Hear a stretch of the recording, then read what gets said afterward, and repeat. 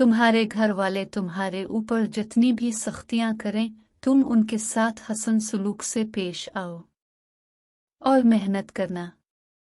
काशिफ अपनी सौतेली माँ के जुल्म और सितम और डांट डपट से तंग आ गया था। उसने एक बड़ा फैसला किया और रात होने का इंतजार करने लगा। आखिर शाम ढल गई और रात के अंधेरे ने सब चीजों को अपनी लपेट में ले लिया।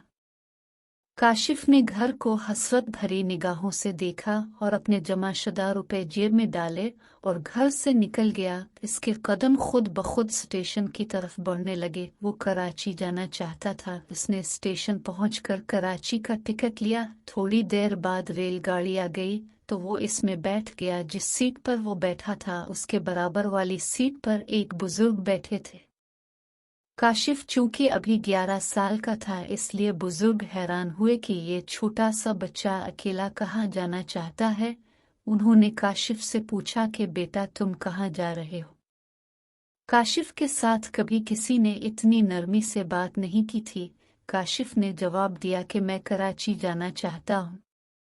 लेकिन कराची किसके पास जा रहे हो? काशिफ ने जवाब दिया कि मामू के पास जा रहा हूँ। काशिफ ने झूठ बोला लेकिन वो घबरा गया था। बुजुर्ग काशिफ की घबराहट से जान गए थे कि ये लड़का झूठ बोल रहा है।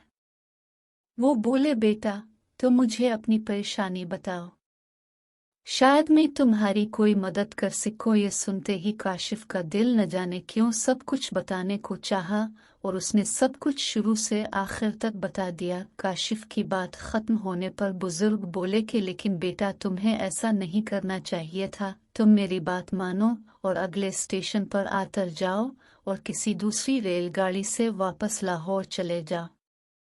फिर तुम्हारे घर वाले तुम्हारे ऊपर जितनी भी सख्तियां करें, तुम उनके साथ हसन सलूक से पेश आओ और मेहनत करना। अगर तुमने मेरी नसीहत पर अमल किया तो तुम एक दिन बड़े आदमी बन जाओगे, और अगर तुम घर वापस न गए तो तुम गलत लोगों के हत्थे चढ़ जाओगे और तुम्हारी जिंदगी बर्बाद हो जाएगी। काशिफ ने बुजुर्ग की बातें गौर से सुने और फिर घर जाने का फैसला कर लिया। अगले स्टेशन पर वो आतर गया और लाहौर वापस अपने घर पहुंच गया। इसने अपने घर में कदम रखा तो उसे एक खुशी सी महसूस हुई और फिर वो अपने कमरे में आकर सो गया। सुबह हुई तो इसने बड़ी मेहनत से अपना काम करना शुरू कर दिया। अगर उसे मार पड़ती तो खुशी से सह लेता था।